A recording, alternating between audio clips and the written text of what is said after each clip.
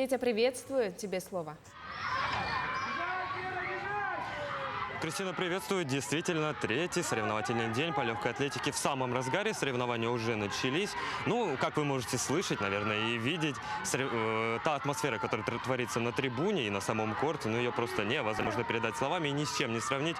Крики болельщиков, поддержка от тренеров, ну, непередаваемая атмосфера, которая длится вот уже 2 дня. Ну, отмечу, что помимо ярких эмоций и впечатлений, сами спортивные состязания по легкой атлетике за эти 2 дня успели подарить и ряд высоких наград. Так, наша сборная уже стала обладателем серебряных и бронзовых медалей по традиционным прыжкам КЛы и СТНГ, которые завершились вчера. Ну и, конечно, наша особая гордость – это золотая медаль. Вчера ее завоевала наша якутская спортсменка Аксинья Панова. Это первое золото в копилке сборной республики на 7-х спортивных играх «Дети Азии».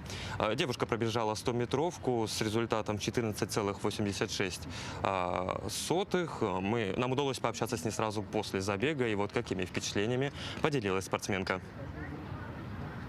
Не то чтобы тяжело настроиться, я просто знала, что если я хорошо настроюсь, что тут рядом мой тренер, который всегда меня поддерживает и эмоционально со мной, я чувствовала это, скорее всего.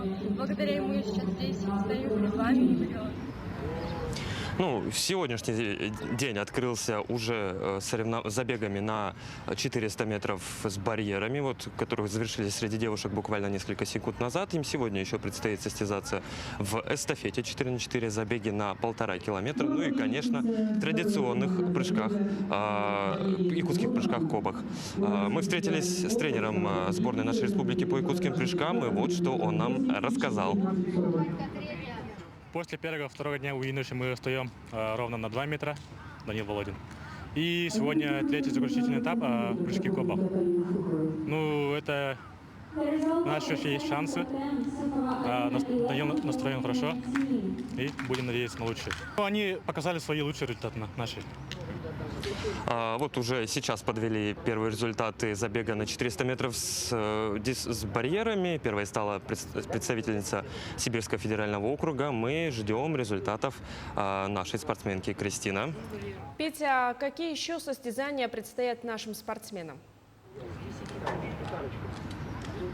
Впереди у нас еще 5 соревновательных дней, в том числе сегодня якутским спортсменам предстоит посоревноваться в дзюдо, в самбо, конечно же, в пулевой стрельбе. Сейчас проходит матч по футболу со сборной Кыргызстана. Ну и вечером на Центральной площади впервые в истории игр «Дети Азии» пройдут соревнования по брейкингу. Наша сборная также примет там активное участие.